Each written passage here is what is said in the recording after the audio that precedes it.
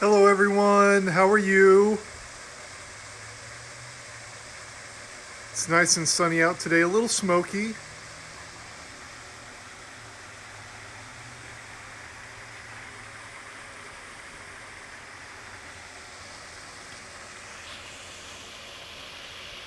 All right, let's flip you back around. Hello, hello. Let me get you tucked in here.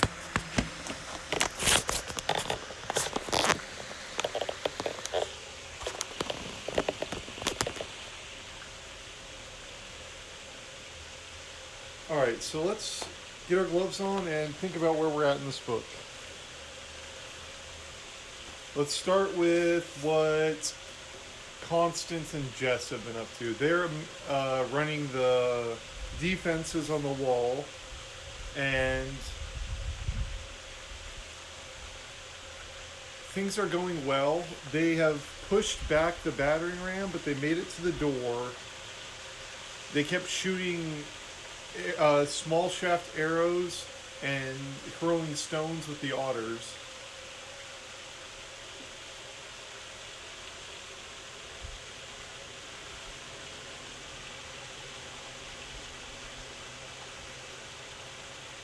Matthias is trying to contact Captain White so that way he can figure out where Asmodeus is.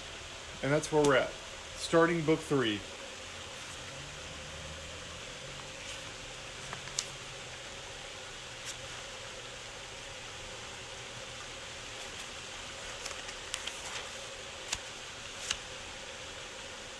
Oh, this one looks cool. It's got a wasp on the front of this chapter.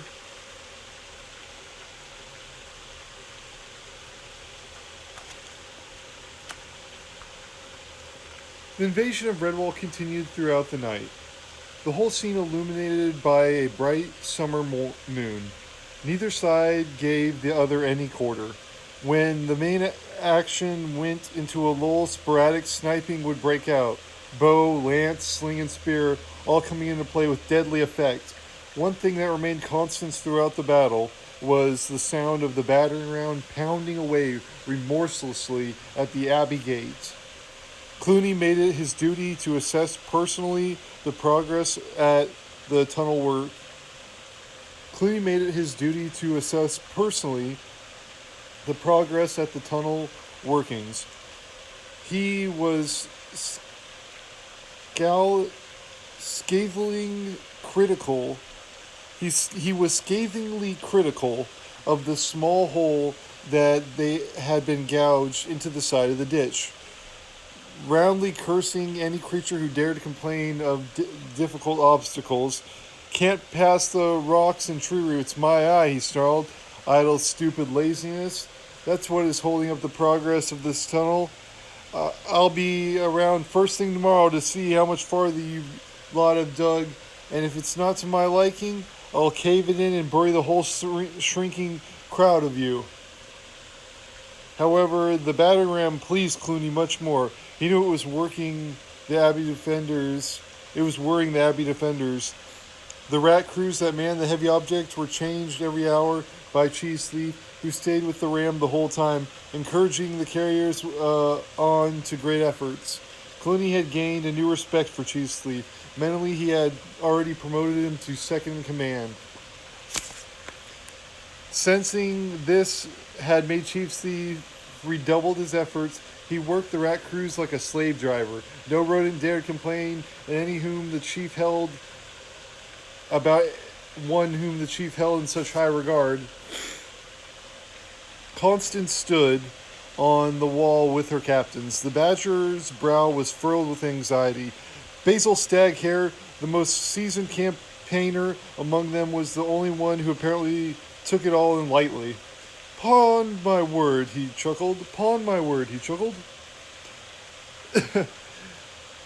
"The way these blighters down there are carrying on with that jolly ram, they won't need a tunnel. They won't need a tunnel soon. I give it half a day at most. Then we'll have rats piling in over the shoreline." "What?" Ambrose Spike positively bristled at the nonchalant hair. Well, I must say that is comforting, a comforting thing to know. Any more little gems of information to cheer us up, eh? Basil strode off in high dudgeon, re-emphasizing his dudgeon, re-emphasizing his previous forgotten limp. Deary me, old lad, you need to be so touchy. Merely making a military observation, you know. Constance called to the two old friends together. Look, it's no use quarreling among ourselves. We should be thinking of a solution. Come on, you two, stop sulking and be pals again. Smiling sheepishly, Basil and Ambrose shook paws. Winfried the otter pounded the stones on the parapet in frustration. I say, there's got to be a way to stop the confounded ram. We've lost too many defenders. They even get picked off every time they stand up to retaliate. It's it's got to be a simple solution, a small, obvious thing that we've all missed. Just Squirrel, aided by Silent Sam, maneuvered the barrel up onto the ramparts and patted it. Something simple like this. The captains gathered around the barrel, examining it. The top had been covered with a gauze. A strange noise issued from within. Well, Jess, don't keep us in suspense. What's in the barrel? Shall we tell them? Sam grinned Jess. Silent Sam gave a broad wink and tapped a well sucked paw to his nose. He and his mother were enjoying this. What have we here, my good comrade, said Jess grandly, is a stage one of our anti battering ram scheme, thanks to my small offspring here who found the hornet's nest. Basil clapped the two squirrels soundly on their backs. Of course, that's the ticket. A hornet's nest in a barrel. Just chuck it down on the beastly old enemy. What? Jess and Sam smiled with wicked delight. Ha! But that's only the first day, said Jess. Here's the second. She ducked out of sight. A moment later, they were back with two buckets.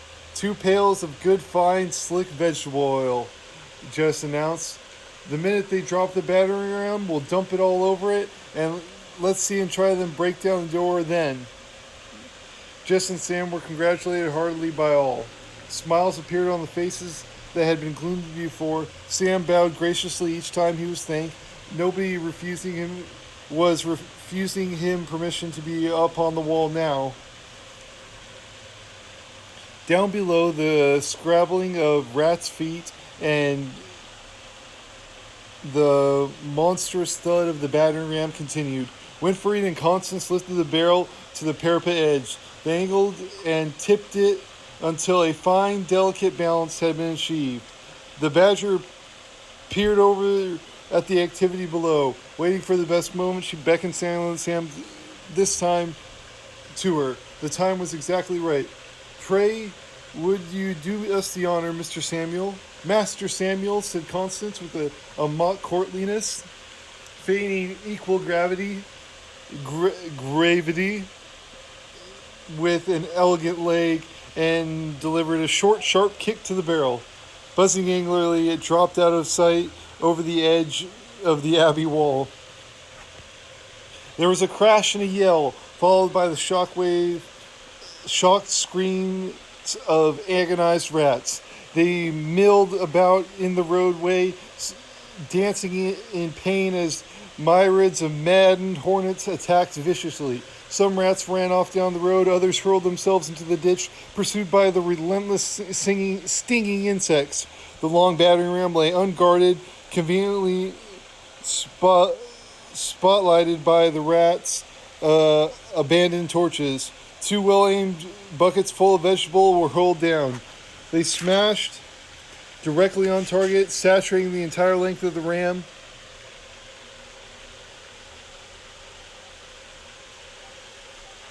Hi, Penguin Superhero. How are you? We're reading Redwall today. Life is good.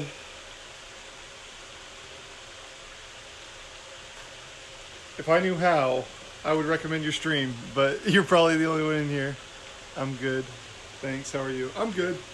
This morning I spent the day getting my ribbons and medals because there's a dance I have to go to in a month.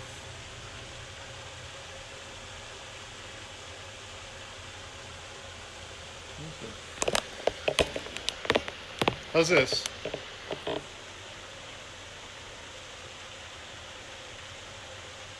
That looks better.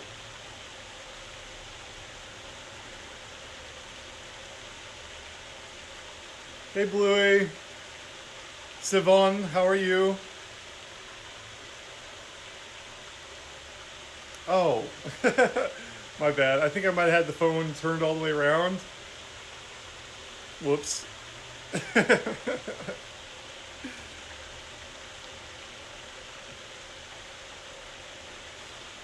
I'll fill you guys in. So we were just talking about put down the book, drinking some tea. Give me a second. It's a good story. We're almost done, actually. They just dropped that big, what is it called? Bucket of wasp on the rats with the battering ram.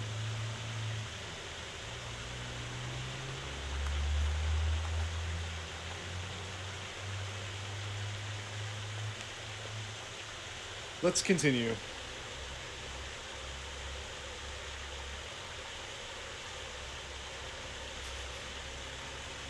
The two pails of vegetable oil landed directly on target, saturating the entire length of the ram. Before the Hornets could seek out new victims, Basil ordered the defenders down to the gatehouse study, where they had a celebratory snack. Clooney stopped inside the tunnel workings, surrounding by many of his followers as could pack in without causing mass suffocation. Kilcooney held up Clooney's cloak over the entrance hole. Outside, the air resounded with buzzing and pitiful screams. The ferret gingerly touched the tip of his swollen nose. Clooney stooped in stony silence. He did not sit or attempt to touch his own injuries. The others might laugh. Dumbly, he endured the pain of the fiery stings. Farther along the meadows, there was a mass scramble of bodies in a small pond. The hornets zigged about, waiting for snouts to break the surface. Yeah, so they're all hiding in the water. I do still have those dish gloves. We can change them up.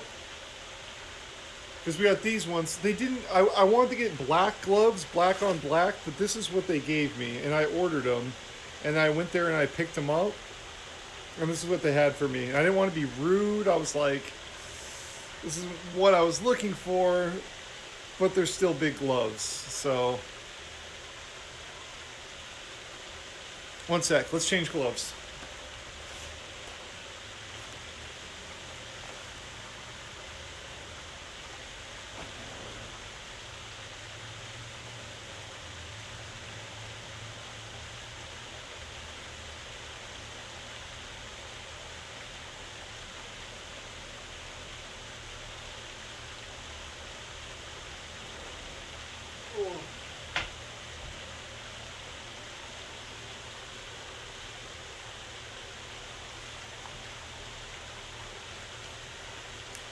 Pink gloves for my mother.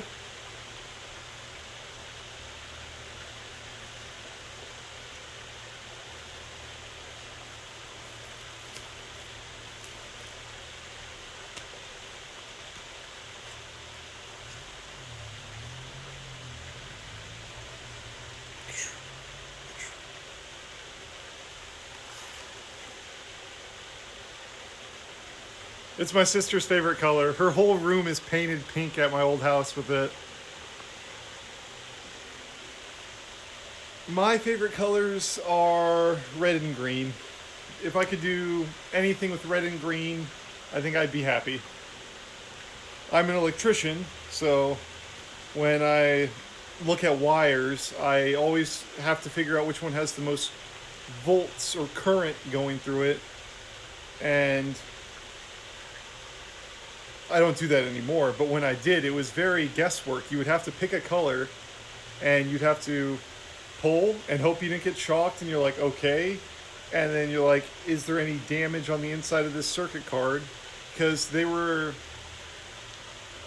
the LCU, I think it was called, something like that. It was this thing of like 50 circuit cards, and each one had a bunch of different multicolored pins on the backs of them, and the colors would kind of tell you where the most amount of electricity was going if you were good with it. So you wouldn't need schematics if you were really good with it, and I was really good with it, and I got in trouble for that.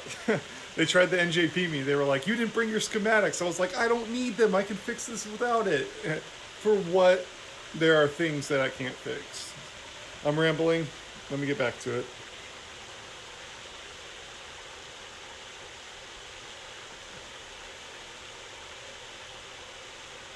The ferret gingerly tucked the tip of his nose. Clooney stood in silence. He did not sit or attempt to touch his own injuries. The others might laugh. Dumbly he endured the pain of the fiery stings. Father, farther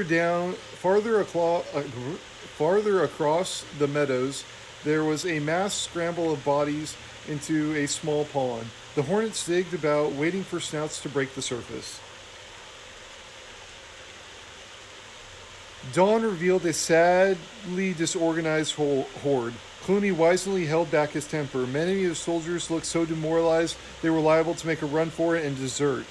He reasoned that there was little to be gained by adding insult to injury. 7 rats, 2 ferrets, and a stoat lay dead in the ditch. Unable to escape the main body of hornets, they had been stung so many times it proved fatal. Chief's thief limped slowly up, covered in ugly lumps. Chief's thief, they've poured some stuff off the battering ram. We can't hold it. He slid. We tried, but it's like trying to pick up a wet eel. The blasted things slid right out of our paws. One of the bearers had both legs broken when it slipped and fell. Sorry, Chief, but we didn't expect them to think anything of up like that. Hornets and slippery stuff. It's not fair. Clooney pointed across the meadow, regroup the army over there. Let them feed and rest. Send someone scouting for dock leaves to rub on those stings. I'm going into my tent to do some serious planning. We're not beaten yet, not by a long chalk. They can't produce They can't produce a hornet's nest every day. Clooney stumped off dejectedly, rubbing his backside with his claw. There were 1 or 2 insect sting casualties to be treated at the Redwall at the Abbey Infirmary. Fortunately, Brother Rufus had a specific compound had invented that had invented some years back to deal with emergencies as summer stings. With such emergencies as summer stings. Silent Sam was reenacting the entire episode in pantomime for the benefit of Tim and Tess, some other infant creatures. There were tucks of laughter at his antics as Sam slapped his fur and performed somersaults with a comical expression on his face. Constance and the captains assembled back on the wall after a few hours' rest. They could see no immediate threat from the horde licking their wounds across the meadow. This gave ample opportunity to assess the damage caused to the gatehouse door. Jess Squirrel lowered over the ramparts on a rope. She went swiftly down and inspected the door. In a short while, she was back up to report that although there were many deep dents, at least 2 long cracks, the old gatehouse door still held well. Constance decided later that they could lower some carpenters and smiths to deal with the repairs. Of late, the Badger had become preoccupied with an idea that was rapidly turning into an obsession. Cut off the head and the body would die.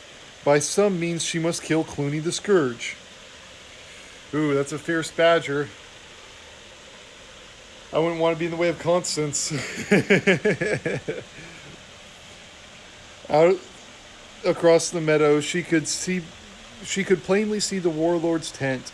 In strong sunlight, the badger watched the silhouette of the big rat moving around about behind the canvas. The main problem was that the tent was pitched too far out of range for a slinger bow, unless the weapon was big and powerful enough to reach that far. That was it, a powerful bow, something along the lines of a crossbow. What if it could be mounted upon the ramparts to make Clooney, unknown to Clooney and his horde, at the given time, say mid-afternoon, Clooney's shadow would be clearly visible through the tent fabric in the bright June sunlight. A big arrow or bolt probably aimed from the bow, and twang! Exits Clooney. Delighted with the plan, Constance shared her knowledge with only one other creature, the solitary beaver. Enlisting the aid of the beaver's highly capable molars, the badger left him gnawing away at a yew sapling in the orchard while she went off to find an arrow her that would fit her brainchild. An ash staff that had been serviced as a candle snuffer proved to be ideal. With a heavy stone, Constance flattened the conical brass extinguisher fitted on top of the staff until it resembled a vicious-looking spear. She flighted it with duck feathers. A thin-plated climbing rope rubbed with beeswax made excellent bowstring. With the help of the beaver, Constance bent the yew sapling across the abbey wall and strung it to the right tension. Together they mounted it upon a dining table with nails and strapping, bore it to the ramparts. Constance would only grunt brusquely at anyone inquiring what kind of strange contraption was for. Only she and the With help of the badger, Constance bent the yew sapling around the abbey wall and strung it to the right tension. Together they mounted it upon a dining table with nails and strapping and bore it up to the ramparts. Constance would only grunt briskly at anyone inquiring what the strange contraption was for. Only she and the beaver needed to know. The two creatures set out upon the ramparts, sharing lunch, conversing in a low, secretive tones. That should do the trick. Aye, let's keep our paws crossed that it does. We only get one shot. Ha! One shot is all we'll need. Shall we wait until the sun has passed to his zenith? That way we can see him clearer? Good idea. When the Joseph bell tolls mid-afternoon should be best. Having finished lunch, the pair lay out like watchdogs in the sun-warming stones. Half an hour later, they were snoring. Clooney was a resourceful rat. He often wished that his army thought he did. He often wished that his army thought as he did instead of just being a mob of incompetents. But then if the horde were as clever as he was, there would be no need for a leader. Such it was life, he reflected. Nobody could think of a new strategy as he could. And this time, Clooney reckoned that he had hit upon a fully proof plan. He strode across the meadow. and handpicked 30-odd rats. Follow me, Clooney rapped. Cheese thief, I'm leaving you in charge until I get back. Without another word, Clooney marched off with his selected rodents, first to the upturned hay cart in the ditch down the road, then a quick circle around into Mossflower Wood. Like his predecessors, Redtooth, Cheese Thief, was ambitious. He interpreted Clooney's order as a much coveted promotion to second in command. The chief had not even acknowledged Darklaw in his elation. Cheese Thief even forgot the painful hornet stings. He strutted about asserting his newfound authority. Darklaw, send those ferrets out to get more dock leaves, will you? He ordered. Oh, and see that no one else stays too far. I'll be in my tent if you need me for anything, but try not to disturb me. Darklaw scowled resentfully. Nevertheless, he carried out the orders. If he didn't, he was certain Cheese Thief would report him to Clooney for insubordination. Cheese Thief swaggered into the tent and glanced around. Clooney had left the better part of a wood pigeon, some cheese, and there was still a handsome measure to the best St. Narian's barley wine in the chief's canteen. Excuse me. I'll need to take a sip of water. Tea, actually. Snapple tea. I mixed it with water, though, so it's not too sweet. Still very sweet.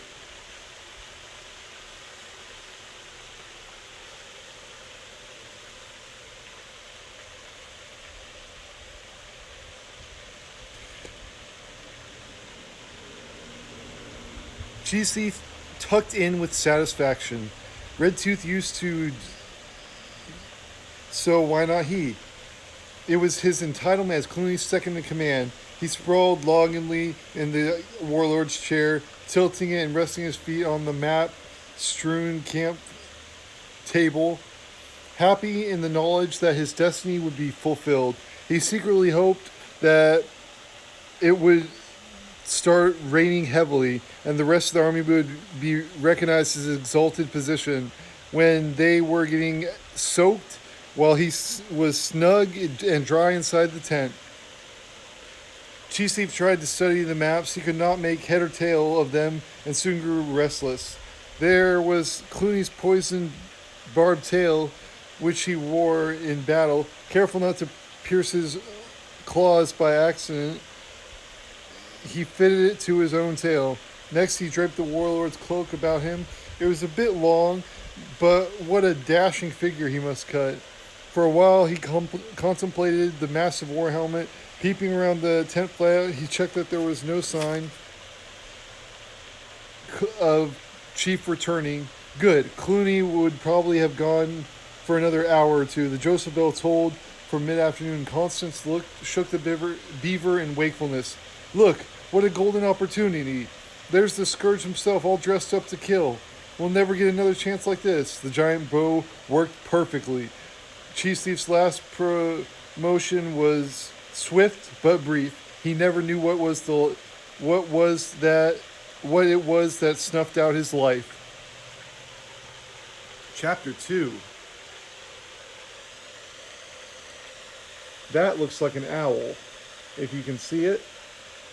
Maybe Captain Snow? Perhaps? That was a long chapter. I need another sip of water. Tea, actually.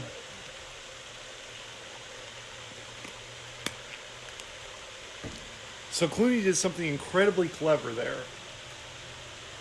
And it might not have been on purpose. It might have been on purpose. We'll figure that out later.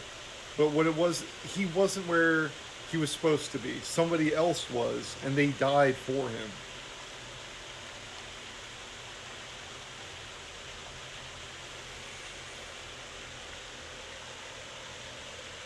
Yeah, it does look like an owl. And then you've got the 4 floral leaves on the outside. I'll show it one more time. Kind of like the old French shields from the Crusades and stuff like that. Fleur-de-lis or something like that, they're called.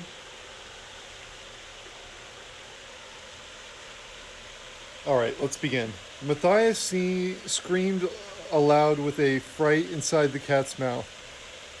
Okay, so just remember, Matthias was falling.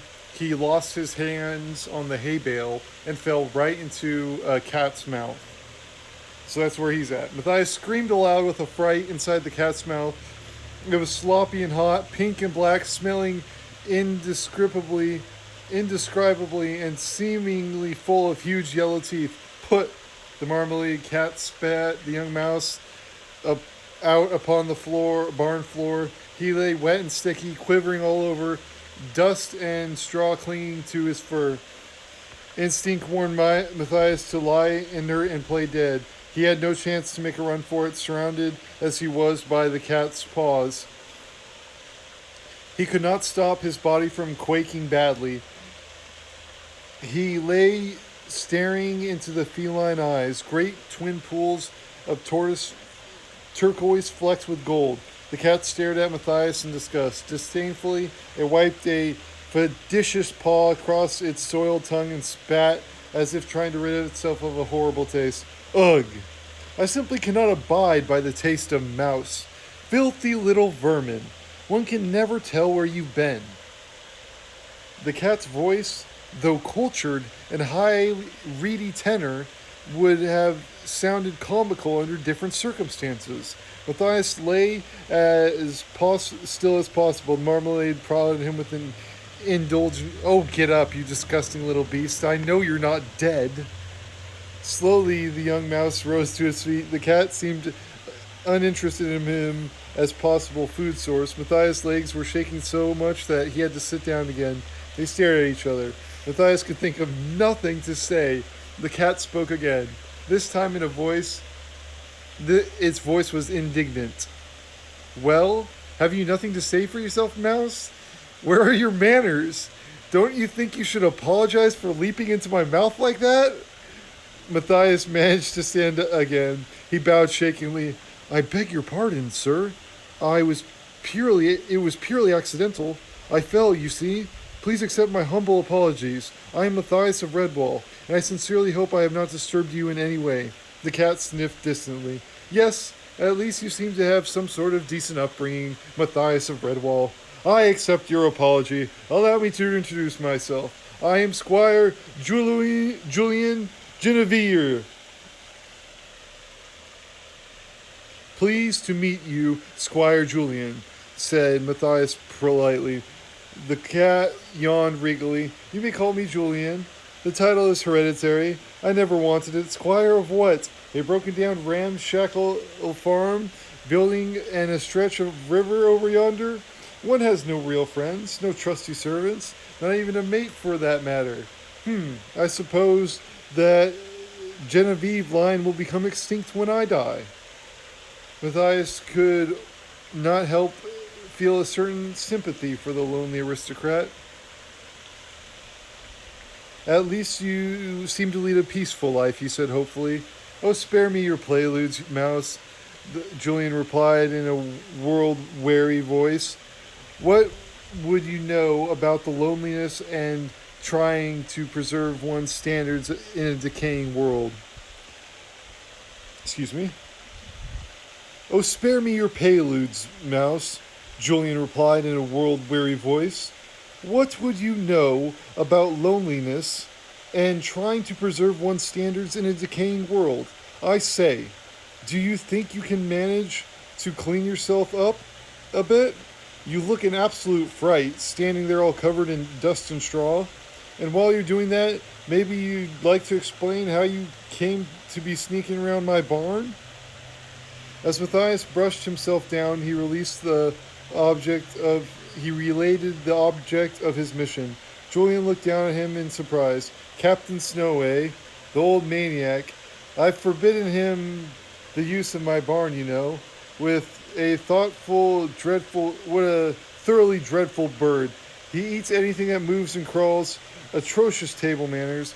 All the regurgitating of bone and fur. Ugh." "Could you tell me where I might find him, please?" Matthias asked. "Certainly," replied Julian. "Snow lives in a hollow tree 3 days. These days, I'll stretch a point and take you there. But please don't expect me to introduce you or even talk to him. When I barred Snow from here, we had a dreadful quarrel. Things were said that cannot be rescinded. I vowed that day never to speak to the old owl for as long as I live." Matthias sensed that Julian and Snow had once been good friends. Maybe the rift of the relationship was caused by Julian's present states of fatalism and gloom. He decided wisely to not pursue the matter further at the moment. Riding upon a cat's back was a new and unusual experience for Matthias. Although he took great care in disguising it, Julian was quite an observant creature. As he strode with an easy grace across the farmland, he remarked idly, "Your friends, the shrews, are out in force today. Ignorant little things. They think I can't see them. Give Logalog and Gossam a message from me, will you? Tell them it's quite safe to come into the barn for hay and other items. Snow doesn't roost there anymore. Goodness, I certainly won't hurt them. My diet consists of herbs and grass and occasional fish from the river. I gave up red meat years ago. You might also mention that if they must come to my barn, would they please detest from arguing and fighting so much? There's nothing quite as upsetting as quarrelsome little shrews disrupting one's meditations. So, this cat seems cool. Squire Julian.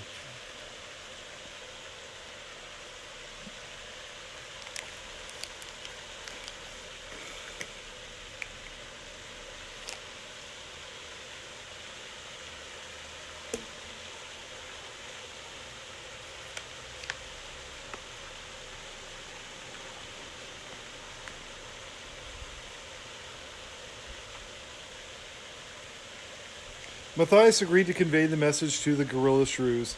They had arrived at a small, overgrown orchard.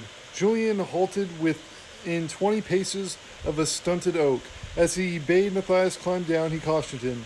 You probably can't see Snow, but he's watching us. I can tell he's at home. Be extra careful, Matthias. The old glutton would more than likely eat you on sight, typical of an owl. Well, I'm off now. If you get the chance, say Squire Genevieve said that he must surely admit he is wrong and apologize. Was in the wrong and apologize. Only then were they are resumed. Then can we resume our friendship and live together in the barn. So let me reread that. If you get the chance, say Squire Genevieve says that he must surely admit he was wrong and apologize. Only then can we resume our friendship and live together in the barn. Goodbye, Matthias, and do take care. Goodbye, Julian, and thank you, Matthias called after the retreating figure of the last survivor of the Genevieve dynasty. The cats. There's actually a book about them, and it's really good. It's a late book. It's probably one of the last books, but it's so good.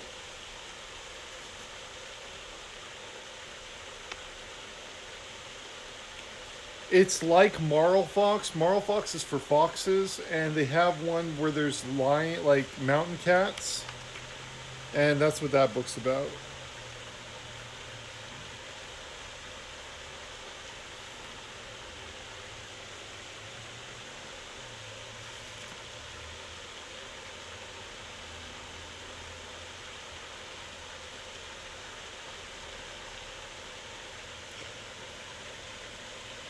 The young mouse unpinned Basil's medal from his tunic as he ventured cautiously forwards, holding it aloft. If Julian said that Captain Snow was about, then so it must be. Then it must be so. An unearthly screech shattered the silence, followed by a rush of wind. The owl swooped out of nowhere, straight for Matthias. Ducking and weaving as Basil had taught him, Matthias waved the medal and yelled at the top of his voice, "Truce! Basil Staghair sent me, I claim a truce!" He was knocked flat on his back. Massive needle-pointed talons tore the metal from his grasp. Captain Snow landed in front of Matthias, raising the dust in his vast wings. The young mouse found it hard to believe that such an awesome, impressive bird existed. Captain Snow stood hugely tall with an incredible wingspan. The owl's pure white plumage was broken only by a few broken bars on the wing and on the wing and some dark spots on the crown. He had 6 dangerous talons in the front, 2 at the back of his legs, and sharp, heavy, curved beak. His eyes were colossal, twin golden orbs with circular black centers. Matthias continued ducking and weaving, conscious that his life hung by a thread. Captain Snow flicked out a talon. Matthias dodged, nimble aside. "State your name and rank. Who gave you my medal?" Snapping the turtle. "Matthias, Mouse, warrior of Redwall Abbey. The medal belongs to my friend Basil Staghair. He sends his compliments, Captain Sir." "Stand fast," snapped the captain. Matthias stood rigid. The owl's talons started to inch forward as if they had their own life. The young mouse moved steadily backwards, away from the talons. The captain licked saliva through the edges of his beak. It was plain he was desperately wanting to eat Matthias. What did the cat say to you, Mouse? You asked. Did he mention me? Matthias repeated the message from Julian. Squire Genevieve says, sir, that if you were to admit you were in the wrong and apologize to him, then you could both be friends and live in the barn again. As he spoke, Matthias had been moving away from the seeking talons. On a sudden instinct, he dived to one side as the owl pounced. He skipped and ran in a zigzag course away from the murderous bird. Built of his target, Captain Snow madly tore at the grass and scattered dust. All at once, he wheeled around and flew upwards, perching at the entrance of his nest hole. All right, you can stop running away, little warrior. Come back, I want to talk to you. Matthias stood a safe distance from the tree. Captain Snow shifted from one foot to the other, muttering huffily, me in the wrong, never. I won't apologize to that cat. I refuse to. When the owl had finished arguing with himself, Matthias called out, Captain Snow, sir, there's a question I must ask you. The great owl beckoned towards his hole with a sweeping wing. Listen, Mouse, you can't stand around there shouting at me. Why not come in to my lair or nest? Then we can chat together in comfort. Standing on the tiptoe, Matthias caught a glimpse of the nest. The walls were lined with all types of fur, shrew, mouse foals, even rat skulls, and the bones of small creatures were hung in a macabre decorations. Matthias smiled nervously. If you don't mind, Captain, I prefer to stay where I am. The captain crackled raucously and pointed Italian. So you'd prefer to stay where you are, sir? Well, I don't blame you. Right, out with it. What is the question you want to ask of me? Do you know of Asmodeus the giant adder and where to find him, sir? Matthias called boldly. The owl preened his breast feathers. He cocked his head on one side. I know of everything that moves within my territory, Mouse. Yes, I know of Asmodeus. I also know where he calls home. Why do you ask? Because the adder have something that belongs to the abbey, an ancient sword, sir. Matthias replied. Ah, the sword, said the owl. I remember the night he passed carrying it. You'll never get that sword from Asmodeus. A puny little mouse like you, the adder has magic in his eye and could freeze you like a statue. Huh, I wish mine could. Matthias felt his temper rising. I don't care if he's got magic eyes, poison teeth, coils of steel, or whatever. I mean to have that sword and I'll steal it from the snake right under him. If I have to, The rest of Matthias' words were drowned out by the hysterical screeching laughter of an owl who nearly fell from his perch with merriment. He blinked tears from his huge eyes. Yo, what? Did I hear you say that you'd fight Asmodeus? You. Oh, little mouse. Run away and play before I crack a wing laughing. Oh, dearie me. Are you sure you haven't been drinking old apple brandy? A mouse fighting an adder? Oh my, now I've heard everything. Captain Snow laughed helplessly. Matthias yelled up challengingly. Ha! I'll bet you couldn't fight Asmodeus. The owl wiped tears from his eyes with a snowy wing as he hooted. I never tried. I wouldn't relish the prospect, little one. The snake and I would probably both end up dead.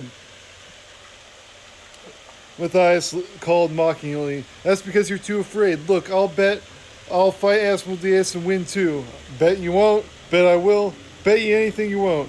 Matthias pointed at his medal and Captain Snow's talons. Bet you that medal I will. The captain flung the medal backwards into his nest. Done. Hold on, Owl, Matthias shouted.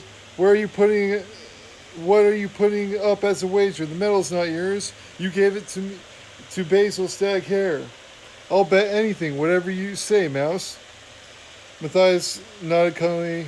Oh, I don't want to take part in everything you own.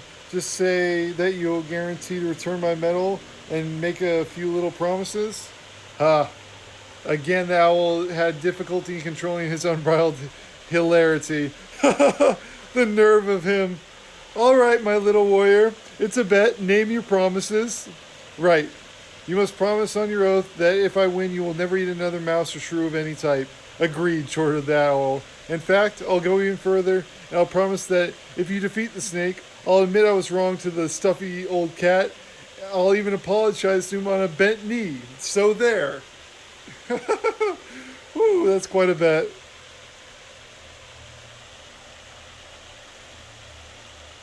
On your word, Captain, Matthias pressed. The owl held out a wing and leg as he recited.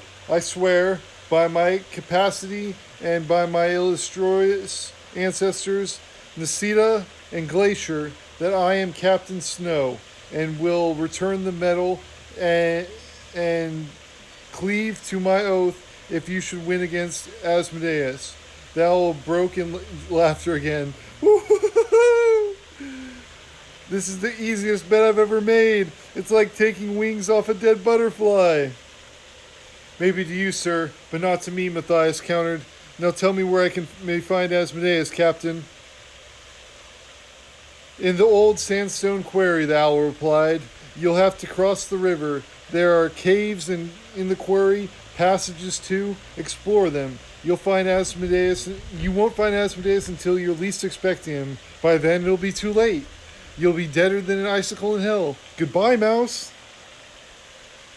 Matthias turned his back upon the snowy owl and strode off with the string of taunts ringing in his ear. Nice to have my silver medal back, jeered the owl.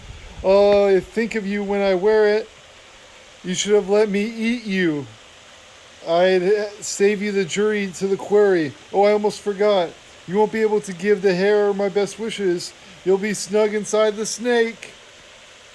Matthias walked onwards, ignoring the cruel jibes of the owl. Through the farmland and across the grassland, not stopping until he arrived at the fringe of mossflower wood. The shrews broke cover and milled about noisily with their endless questions. Ha! So you got back then? Why didn't Snow eat you? Bet you've never seen an owl of that size before, hey? What news of Poison Teeth? Did you find out where he was?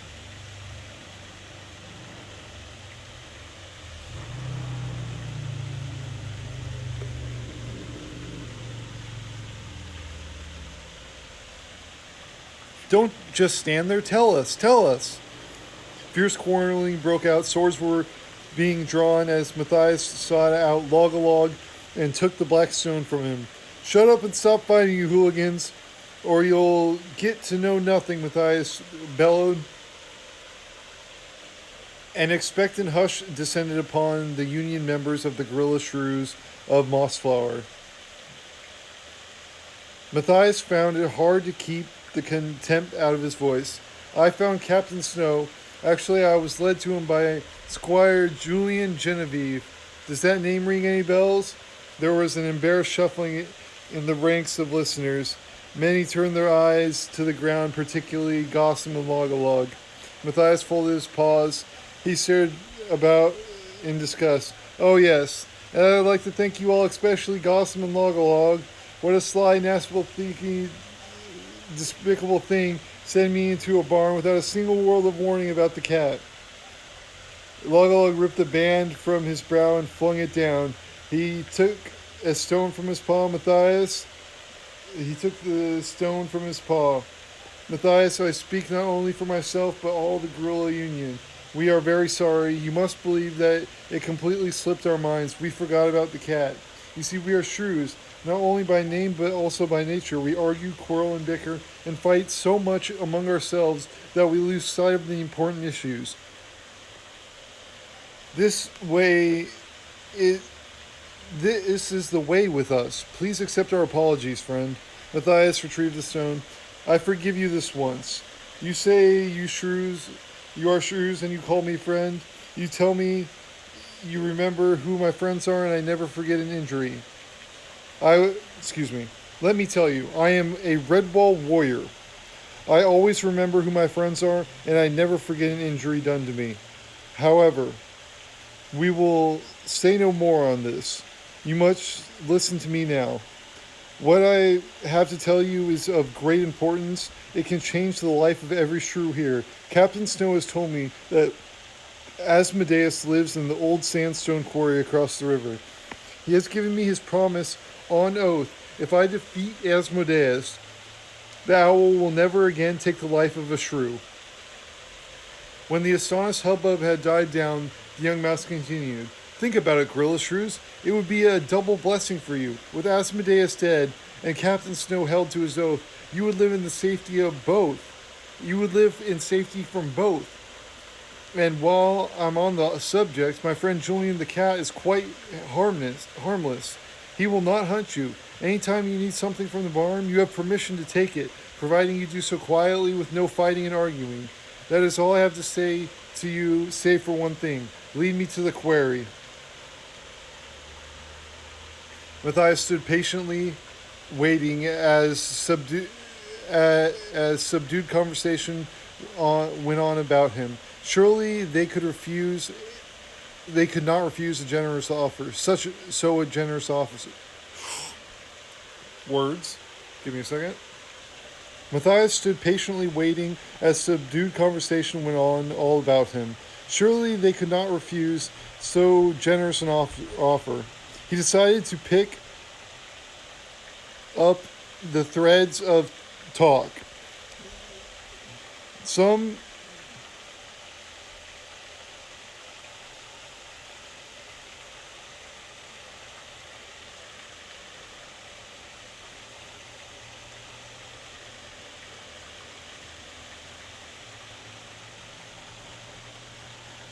He tried to pick up the threads of talk. Some seemed all for it, but others were apparently reluctant to trust his word. Finally, a militia-looking shrew came forward and picked up the stone. He addressed Matthias in a very official manner. Our rules say that the quarry across the river is not in shrew territory, Mouse. Therefore, we cannot go with you. Logolog sprang forward and dealt the speaker a mighty blow, laying him flat out on his back. Coward! You ungrateful little fool! Cried Logolog. How can you say such a thing after the warrior is trying to do for us? Gossam grabbed the stone from the ground. Stop, Logolog. You have no right to strike a comrade. He was only stating the facts. Our guerrilla union clearly states that no member can be forced to venture beyond officials' true boundaries. Before Logolog had a chance to reply, a riot broke out. Shrews began kicking and punching and arguing and wrestling and shouting. The edges of Mossflower Woods was in pandemonium. Matthias held up the stone and tried shouting above the melee. His voice was lost in the uproar. Angrily, he grabbed the nearest shrew and shouted at him, Listen, you, tell me which direction the river is, or else. The struggling creature pointed a paw to the northeast before wriggling from Matthias' grasp to drive headlong into the fray. And to remember, sun rises in the east, sets in the west, never eat shredded wheat, north, east, south, west. Boy Scout stuff. Young Marine stuff.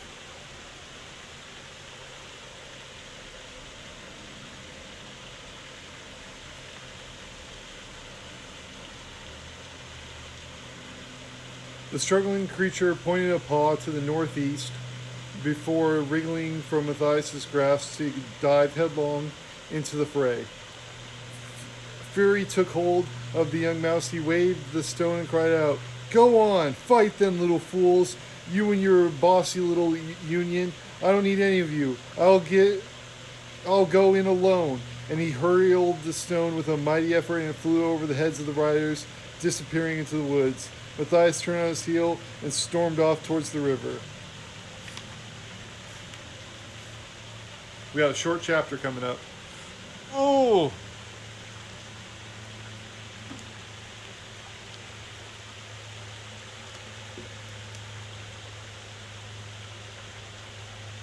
An air of apprehension lay upon the camp in the meadow. Chief's thief was dead, pierced by an immense arrow. Dressed in Clooney's black best battle armor, he lay amid the wreckage in the leader's tent. Not one in the horde dared go near the gruesome scene, lest they be found in a position of blame upon Clooney's return. Constance peered agitated over the parapet. Something was not quite right. She felt in her nostrils. The Badger's worst suspicions were confirmed by the sight of Clooney crossing the road and heading back into the meadow. Constance watched him leap across the ditch. There was no doubt about it. The rat was definitely Clooney the Scourge. She had killed the wrong rat. Clooney had left his picked band back in the woodlands. Hand-picked band. He had left his picked band back in the woodlands. They knew what they had to do. It would take a bit of time, but it was sound and workable plan. Striding swiftly over the meadow, some sixth sense told Clooney that all was not right. His one eye scourged the area. There was a horde gathered together at the far end, but what had happened in his tent? Clooney looked vaguely discerned at the huddling figure tangled in the wreckage. Speculation was useless. He sped up his pace. Fangburn met him halfway. Clooney held up a claw of silence again. He would get to the bottom of things without stuttering excuses. He kicked the tent poles aside, revealing Chief Thief's stricken face. The great wooden arrow shaft protruded from the ruined armor, his war gear. Clooney glanced forwards from the abbey to the body. He took in a quick rate at all that had happened. The big badger peered over the wall at her doing. Clooney's brain raced. Over the far meadow, the horde were looking decidedly uneasy. A mistake had been made. The arrow was meant for him. The warlord's fertile mind suddenly came with a plan to how to turn the situation into his own advantage. Fangburn has to say the least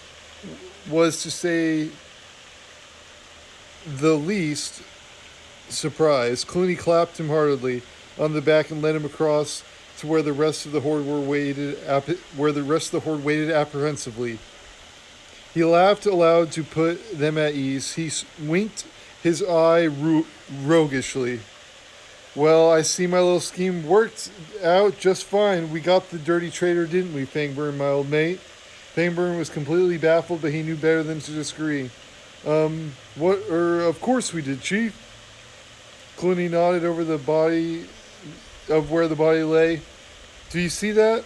Well, let it be a warning to all ya. I knew what was going on with Chief Thief. Don't anyone see him at the battering ram acting all high and mighty? There was a general murmur of agreement. Most of the rats had been pressed into volunteering as ram carriers by the ambitious Chief Thief. We saw him, Chief. Chucking his weight about, shouting orders. He kept me on the ram for 2 hours. Yeah. You'd have thought he was the commander of the horde. Exactly, Clooney shouted. I had my eye on Chief Thief for a while. He was doing a fair piece of ordering around without my permission. Well, he ordered some of you lads around while I was gone. Why, I bet he ordered some of you lads around while I was gone. He started moving me around, Chief. Volunteered Darkclaw indignantly. It was do this, fetch that, jump to the... I'm using the Chief's tent. I think Chief Thief was getting too big for his boots, Chief. Clooney threw a claw around the speaker's shoulder. Thank you, Darkclaw. You're an intelligent captain. You could see as well as I did that Chief Thief was planning to take control of my trusted horde. Why else would he start using my tent and dressing up in my battle armor? The soldiers nodded sagely to each other. Clooney was right. There was no fondness in the ranks for the dead. Power, hungry bully. Clooney continued. You see, I knew the Badger and her friends were trying to kill me, so I thought I'd kill 2 birds in 1 stone, fool them, and saved myself the trouble of having to execute Chief Thief. In fact, I let Redwall, a coward, do the dirty work for me. I didn't want any of my loyal soldiers put to any trouble. I gave the traitor enough rope and let our enemies hang him. Clooney slapped his thigh and burst out laughing. The horde joined him, falling about with merriment at their chief's black joke. What a cunning idea! There was no doubt about it. The scourge didn't miss a single tick. Clooney waved cheerfully to a distant figure of Constance on the wall. My thanks to you, Badger, he shouted. You did a fine job. Constance could not hear a thing from the distance of the ramparts, which was just as well given the circumstances.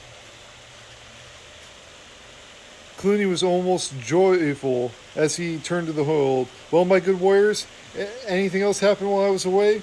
Kill Clooney performed one of her most elaborate salutes. The tunnel is going very well, Your Honor. Good, good, said Clooney. Anything else to report? Mainsford and Scumnose piped up. We was out searching for dockleaves, Chief. Ways out those fields over there. Tronies halted them. You know, Scumnose. You tell me.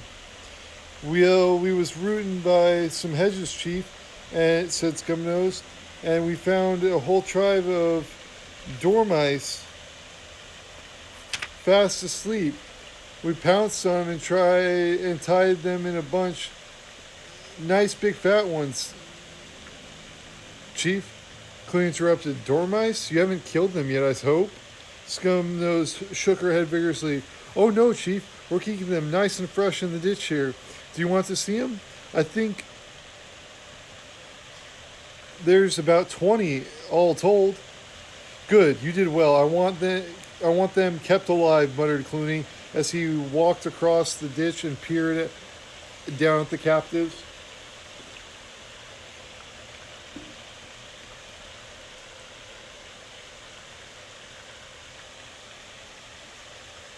The dormice were huddled miserably together, their necks looped cruelly together on a rope.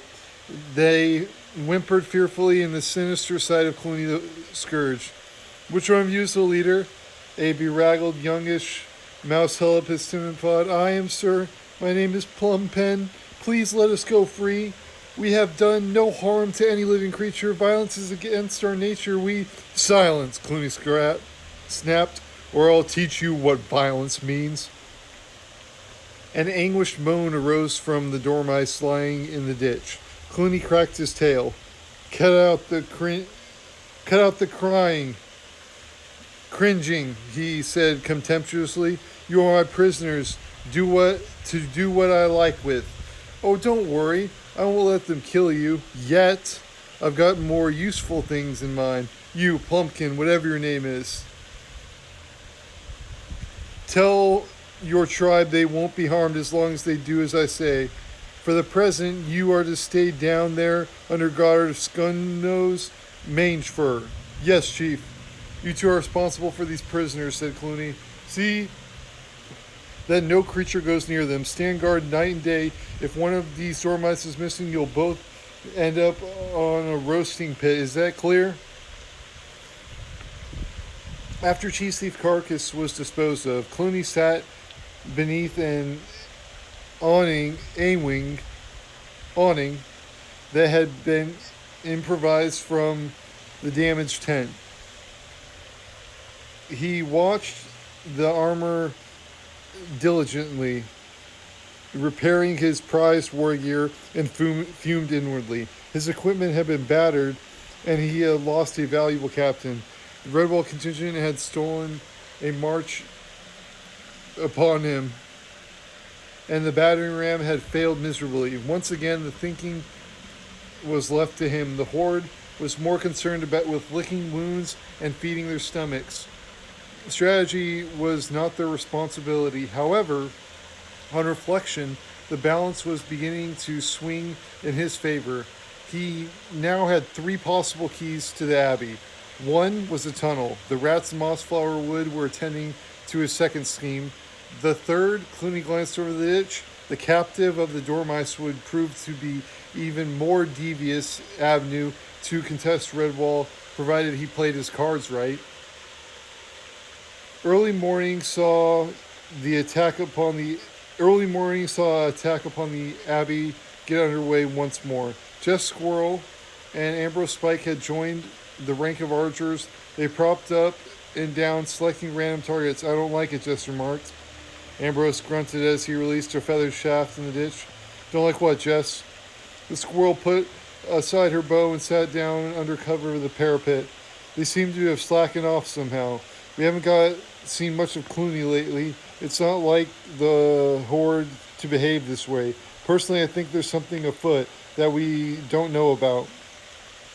Winfried the otter was standing nearby. She slung a stone hard, not in satisfaction as a resultant scream, and joined the two. I'm inclined to agree with you, Jess. The Scourge has probably figured a new move. This attack may be only be a cover. By the way, is there any word from Formal and his crew? Oh, they still got their ears to the ground, Ambrose said gruffly. Formal says they've heard an odd echo. Nothing definite, though. Southwest corner is where he thinks they might surface eventually. Yes, I've heard that too, Jess agreed.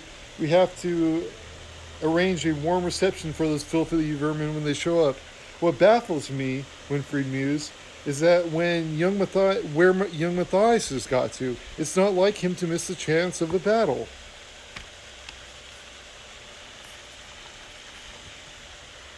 Abbot Mortimer was on his rounds with food. He had been eavesdropping on the conversation and could not help commenting. Do you know, I was just thinking the same thing myself, but we must give Matthias the benefit of the doubt and trust his judgment. I have a feeling he could be the salvation of us all. One thing we must rest assured of, however, that young mouse is, he'll, wherever that young mouse is, he'll be concerned with the survival of Redwall in one way or another, I'm sure. Oh well, Jess sighed as she picked up her bow and notched an arrow. We better make sure he has a home to come back to. On with the war, friends. The squirrel drew the bow to full stretch and stood up. She paused a moment, peering along the U-shaft, and released the string with a vibrant twang. Below, on the edge of the meadow, a creature fell transfixed, one stoat less to carry out Clooney's commands. Nice. Whew. So the Abbey's at war. And Matthias just left the shrews with the intention of killing Asmodeus. Oh, let me leave these on. I'm going to sing the hymn.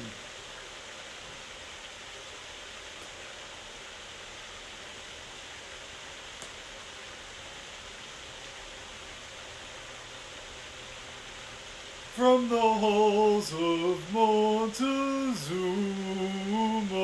to the shores of Tripoli, we fight our country's battles in the air, on land, and the sea.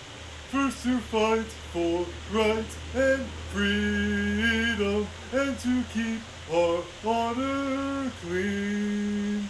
We are proud to claim the title of United States Marines. Our flags unfurled to every breeze, from dawn to setting sun.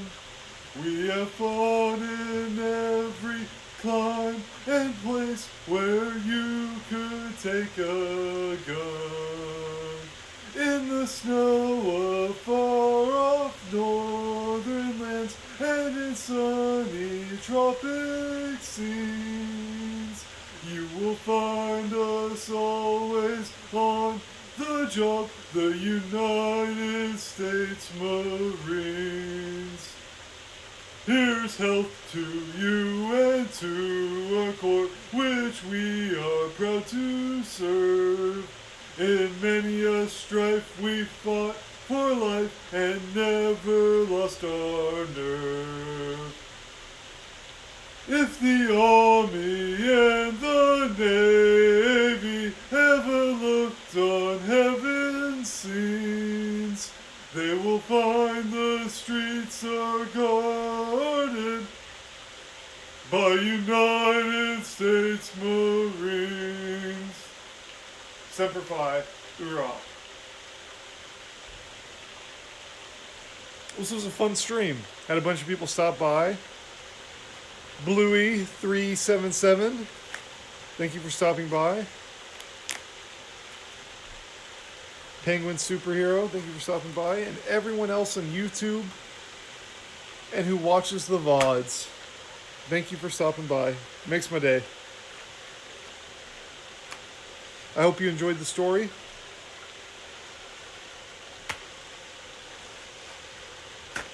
Today is Wednesday.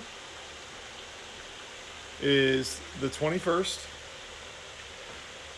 It is September, and it is 2022. You should always know the date. It's good for you. Keeps your mind healthy. So this is how I'm going to have the phone now. It looks better. We'll do it this way. Thank you so much, everyone. I'll give you a shot of the fountain.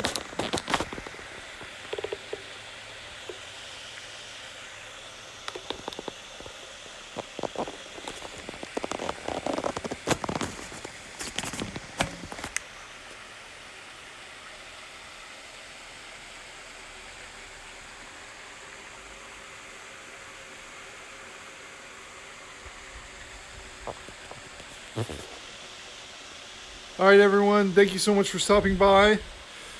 And I hope you have a wonderful Wednesday. Or whatever day it is for you around the world. This way. Cheers.